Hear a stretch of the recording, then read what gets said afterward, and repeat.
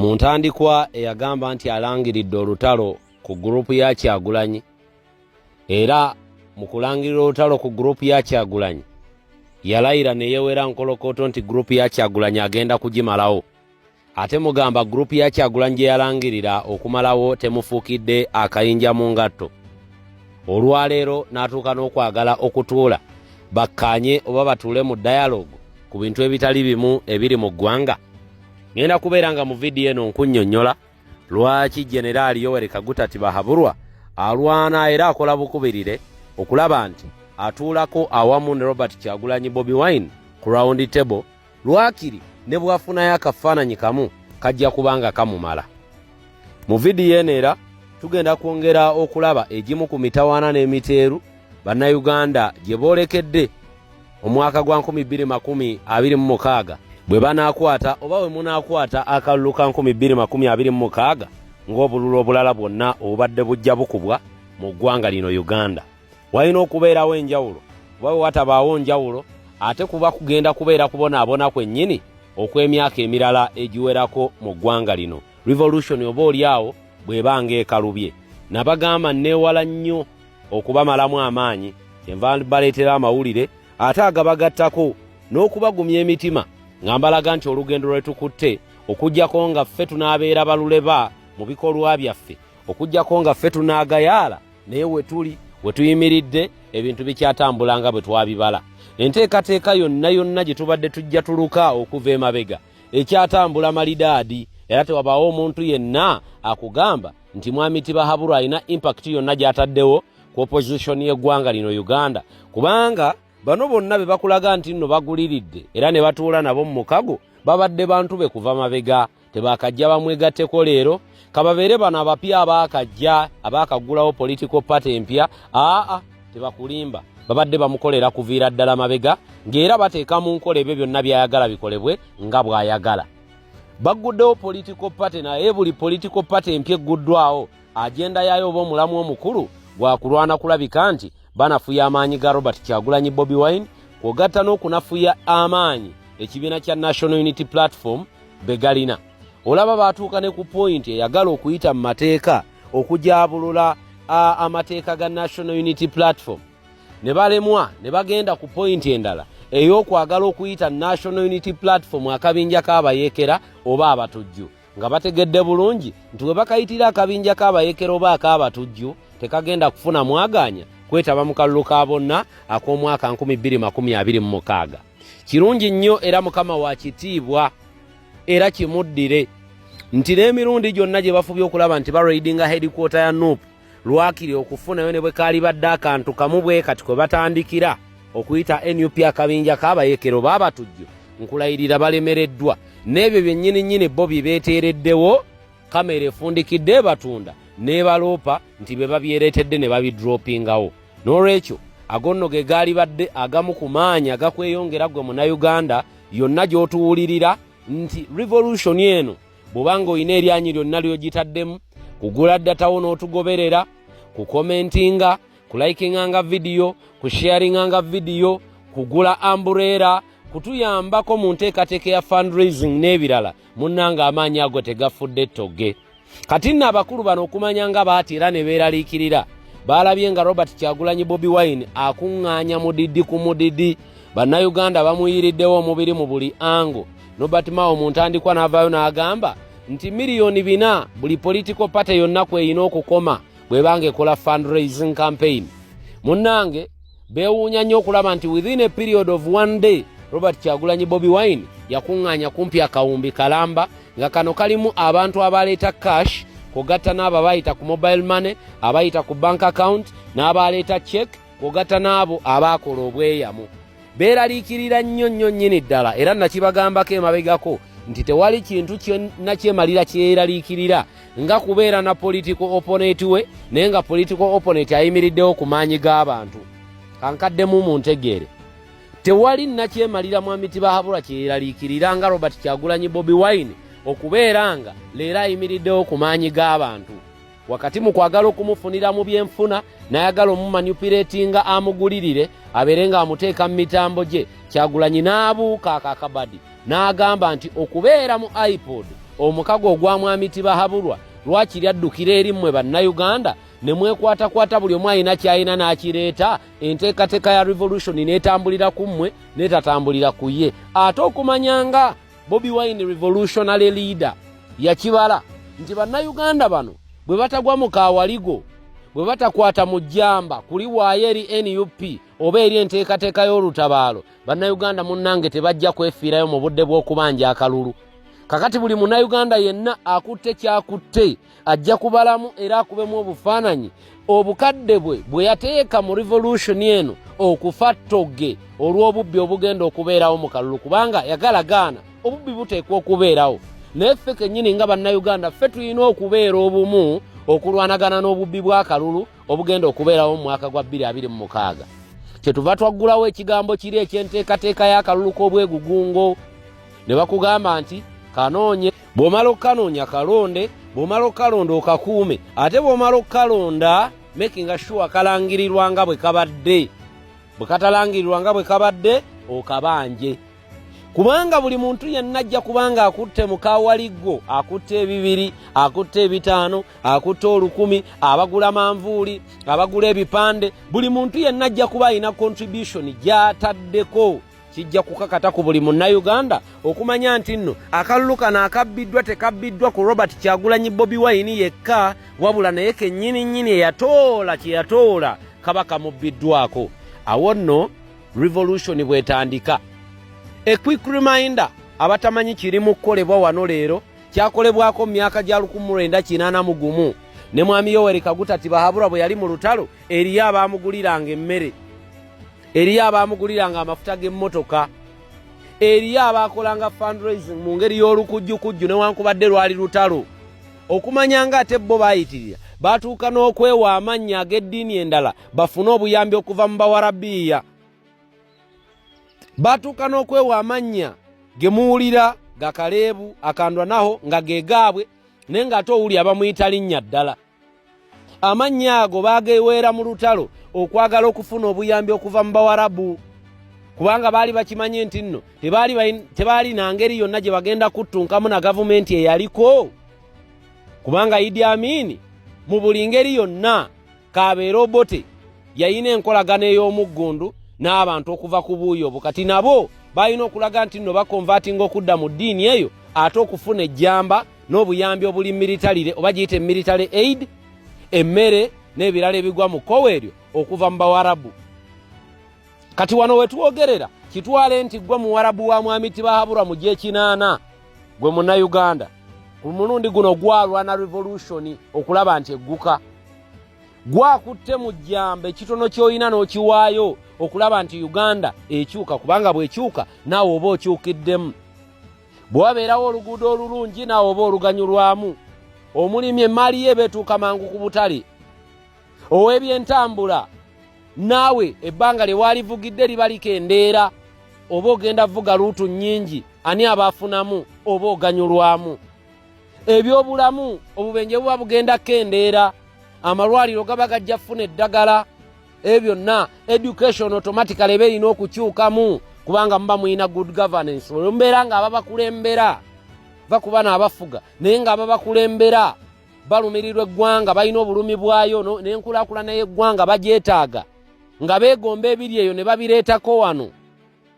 munnange kiba kyongerayo eggwanga bakuba n'abagamba nti abantu abatambuddeko ne bagenda ebulaabe balina omulabira ebirungi ne babyegomba ne babikoppa babireete wano gy'oli ye tatambulangako fuluma Uganda kagabere mawanga gakumulirwano galina ebirungi bingi ebitali Uganda ate nga Uganda eri very well gifted naturally.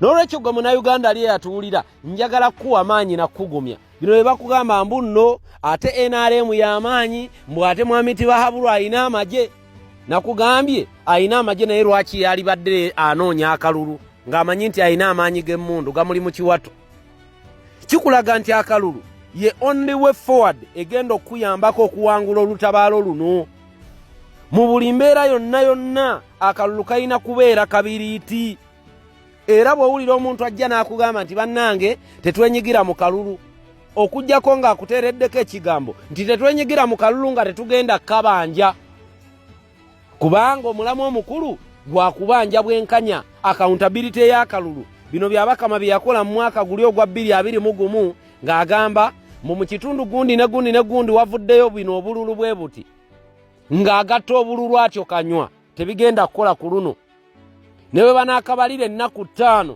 ne twagala kuwulira buli region ng'akalulu kayo koogerwa nti ku district y'egundi wavuddeyo obululu bwe buti gundi afunye bwe buti ne gundi n'afuna bwe buti tetwagala bino byakujja gafula nti egindi wavuddeyo bwe buti ebyo tebijja kukola kye tuyita okubanja akalulu accountability yaako twagala kabalakire kabatuulemu nga tebalina nawe batandikira kabba.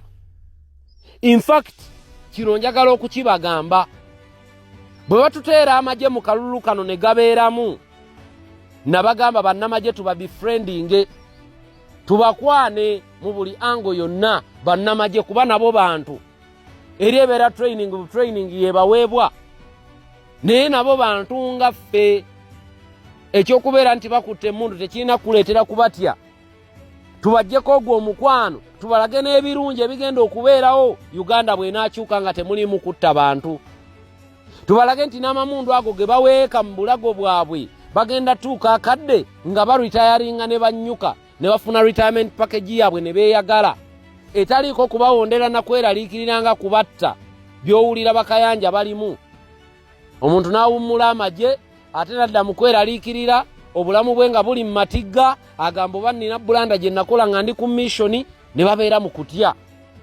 Twagala Uganda nga b'ebyokwerinda bannyuka emirimu gy'ebyokwerinda nga tewali muntu abayinako kakuku nga bakoledde eggwanga ebyo bagwanidde okukola.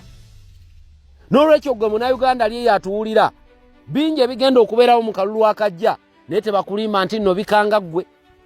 Buli kabonero konna kwolaba ka intimidatinga mwami tibahabulwa kuba yali intimidated. We are not intimidated at all, neither are we frightened by anything. Tetulina kitukanga yadde okubaako kye tutidde.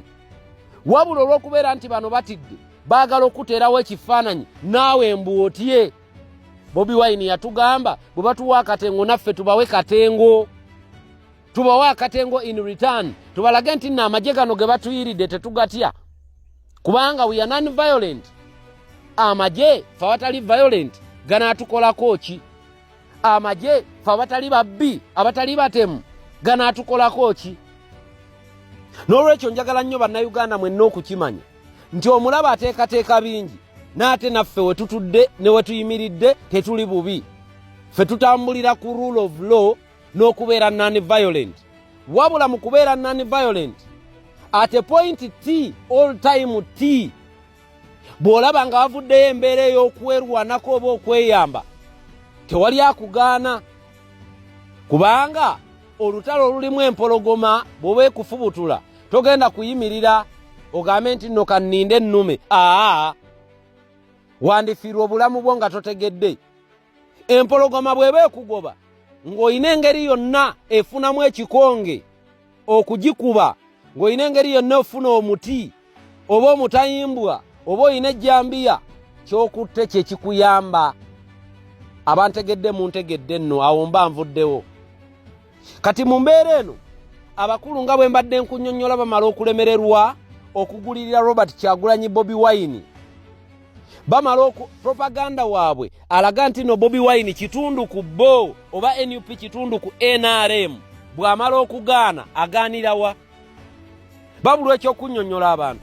Projekiti yaabwe mwe bawamba abantu. Mu projekiti eyaabwe NRM mwe bajja be batulugunya. Mu projekiti eyaabwe eya NRM eya NUP yennyini gye bayita eyaabwe mwe batirimbudde abantu atali omu babiri oba bano oba bataano kababeere 10 n'ekikumi njogedde batono. Mu projekiti gye bayita eyaabwe bagenda ne balumba ekitebe kyabwe. Projekiti gye bayita eyaabwe bagenda ne balumba ekitebe baagala okumanya NUP abaana batendeka ki olwo nga balumba School of Leadership. Kikulaga ki nti propaganda waabwe bo bennyini baamweteerawo ate bo bennyini ne bamwejabululira. Kati mu nteekateeka ey'okwejabululira propaganda waabwe gwe Munnayuganda wengenda okuyimirira ku magulu gange abiri nkugambe nti we tukutte mwami Tibahabulwa wewo wennyini we tubadde tumwagalira ebbanga lyonna. Bwe mbadde ntandika vidiyo eno nkugambye nti yeegomba nnyo funa ekifaananyi Lwaki nebo kiba kimu ne Bobi Wine. Lwaki yegombe ekifaananyi ekyo? Ayagala alaga amawanga g'abakyeruppe Bobi Wine gyagenda abunye enjiri nti mwami tibahabulwa mutemu, mwami tibahabulwa mubbi, mwami tibahabulwa mulyake, mwami tibahabulwa agalira abaana mu makomera nga talina kyabavunaana, mwami tibahabulwa atirimbudde abantu era alemye enkulaakulana mu ggwanga okujja.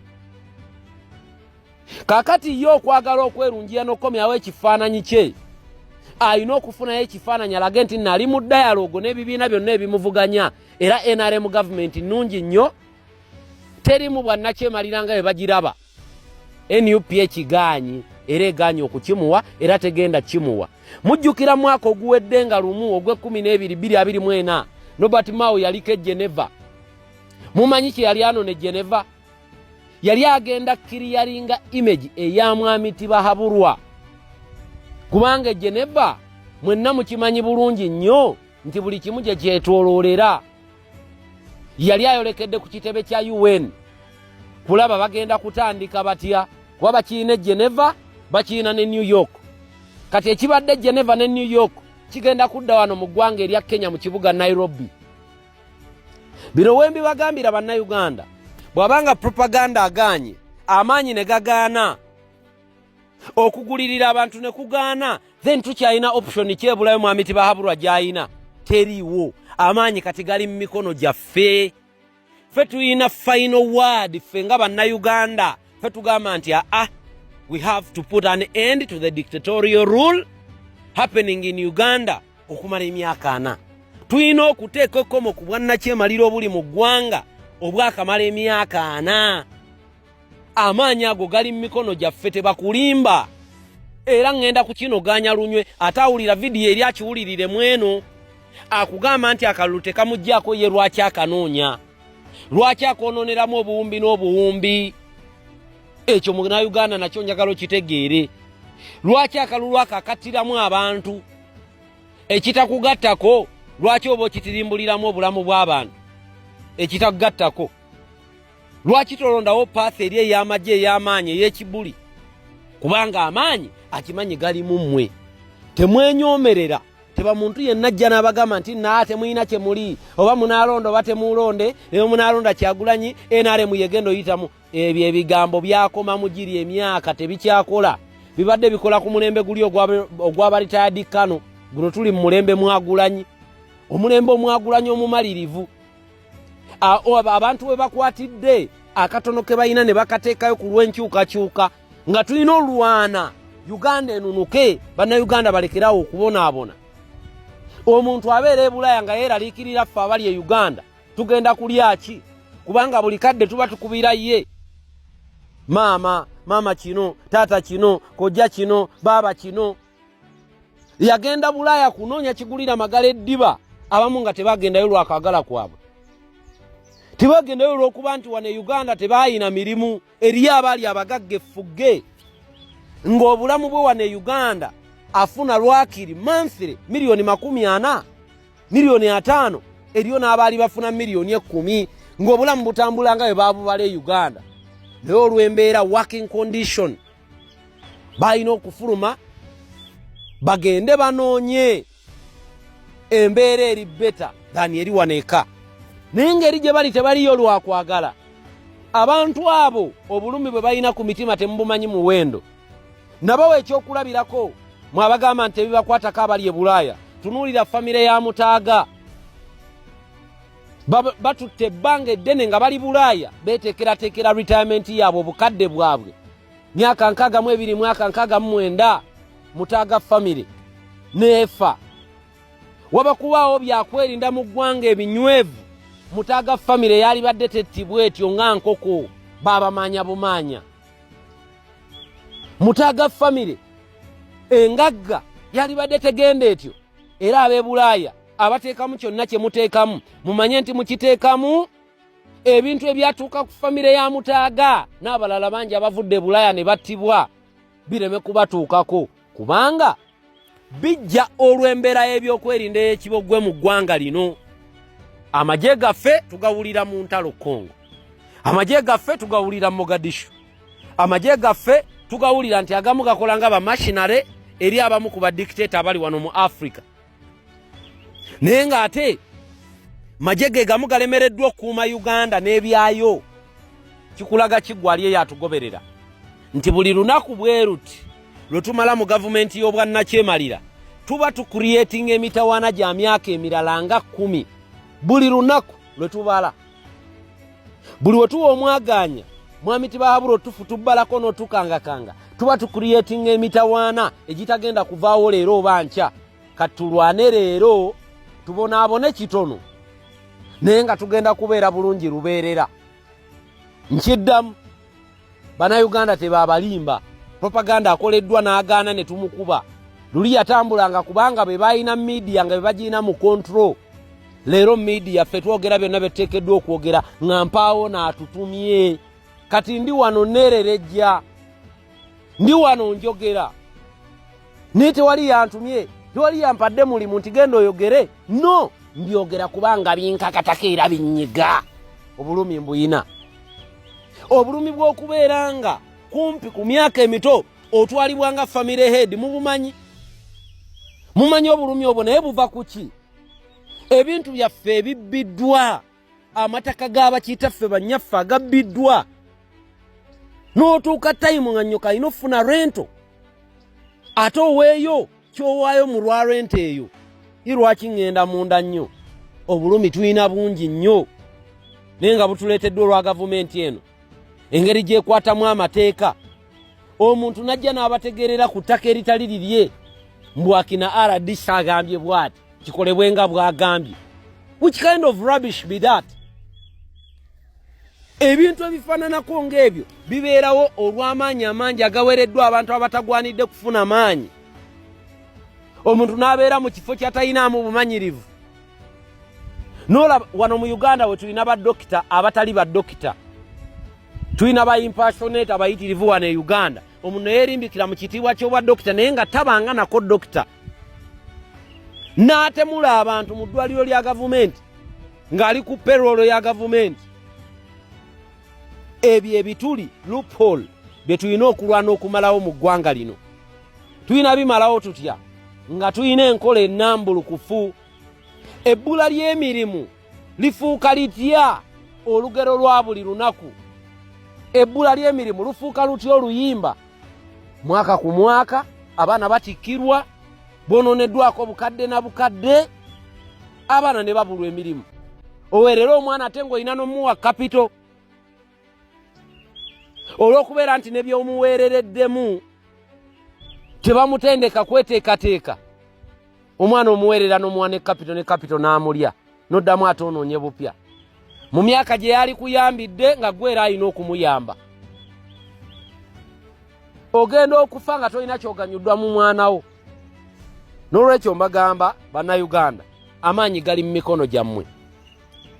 Umbrella campaign ekyalwaninga abatuyambyeko okuva gye twatandikira tuko olunaku olwaleero nina amawulire malungi okubagamba nti tutambudde bubi. Umbrella 10 twakitutteyo ne tutandikirawo campaign ya Umbrella 10 endala era already ku Umbrella 10 endala ninako manvuuli 2. Waliwo omwana muwala Mariam ali wano Uganda mu bitundu by'ebusujju yatuwadde Umbrella 2 ekiro ky'olunaku lwaleero n'agamba nti ku lw'enkyukakyuka nange kampeeyo manvuuli 2 tutandikiraawo. Nabagamba ne bwe ba Umbrella emu ngi welcominga. Eriyo ne gwe nalabye ateekako Umbrella emu by the way. Eyo mbadde njerabidde. Waliwo yateereddeko Umbrella emu era lunaku lwaggulo. Ne bwebeeremu ngi welcominga gye mitwalo 2 egya Uganda. Tewali yadde olwataano olw'engoba. Kubanga buli 10 kamu gwe Muganda. Gojja kubeereyo gavumenti mbeera Bulaaya kinalabika kitya nga mpaddeyo manvuuli emu, kinalabika kitya nga mpaddeyo manvuuli 2 oba 5 ng'oyagala kuleeta binene. Nditwala bingi teyatuuka katandika n'akatono k'oyina kamu gwe Muganda. Eno campaign ekyalwaninga. Bw'oba oyina manvuuli 5 leero leeta manvuuli 5. Ne campaign era wakati awo oba mugujja nawo leete 5. Kamu gwe Muganda. Tujja genda okugatta nga ne10 ekirala kiweddeyo. Kuba 10 tukifunye mu wiiki emu n'ekitundu ne tukideliveringa akatambi nakabateereddeyo. Mwebale nnyo mwenna abatuyambyeko contributinga. kati enkola empya eriwo buli batch efulume y'abantu 1,000 amanya ngenda gadda mulimu kulimu ngambe nti gundi ne gundi ne gundi ne gundi ne gundi ne gundi ku mulundi guno 1,000 kino be bakitugulidde naawe ne bwoba gy'oli ng'olinamu obumalirivu obutugulira amburera 1,000 bwe bukadde 2 obwa Uganda 1,000 kituyiweemu tugambe nti gundi atugulidde 1,000 kati yenkola gye ngenda okuddako nti buli muntu yenna akontributinga nina okumwogera wano oluvannyuma lw'1,000 okuggwayo nti 1,000 kino kiyambiddwako gundi ne gundi ne gundi ne gundi ne gundi be batuyambye mu lugero luno abanaakontributinga ennyo ku nteekateeka eno era nja kugenda ku kitebe neegayirire lwakiri ekitebe kibaweeyo ebirabo mu buli ngeri oba baaji oba ekiwandiiko yenteekateeka eriwo era nayogedde dda n'abakulu ne mbaga bannange munyambeko abantu bano lwakiri anaakola contribution ennene mumumpeereyo lwakiri ne bwe kiba kiwandiiko era mwenna mbayina ku lukalala tebabalimba buli alina 1,000 kye kyataddeyo mbayina ku lukalala kuva ntandikwa kati ngenda ngatta nti gundi mami Juliet yatuwaayo manvuuli 2 mu ntandikwa oba 10 n'amala najja n'atuwaayo 15 tugenda tugatta ne tugamba nti omukyala Ruth yatuwaddeyo manvuuli 5 n'amala n'atwongerayo 2 ne tugamba nti omukyala gundi yatuwaddeyo manvuuli 10 n'amala n'atwongerayo bwe tutyo olukalala ndulina era n'abatuwadde nnyingi ekirabo ajja kukwatako na mikono 2 n'olwekyo baganda bange abatuyambyeko mu nteekateeka eyo buli manvuuli ya mitwalo 2 bikka naffe Uganda ne manvuuli ng'oyita ku namba eri awo ku mukono ogwaddyo waliwo ennamba 2 emu eri ku mikutu gyonna eya waggulu ate ekyemmanga eri ku mobile money kwokka oli waddembo gikubako direct oli waddembo kuba ku any of the two ojja kuba onfuna twogere ombuulire kye weetaaga naawe alina complaint kuba ku namba eyo alina okwemulugunyako alina kyogattako ennamba ebeera open all the time it won't matter what time you will call tuli mu revolution obudde tebumatalinga ne bwe bubeera mu ttumbi bwe mannemereddwa okukwata amanja kukubira ku makya n'olwekyo baganda baffe mwenna mwebale nnyo mwebali eddala temujjango okwo 1,000 kyaffe kyatwaliddwayo era akatambi ataakalabye dayoko mu vidiyo awe y'emabega ojja kalaba nga obubaka bwaffe buweebwayo eri omukulu David Lobongoya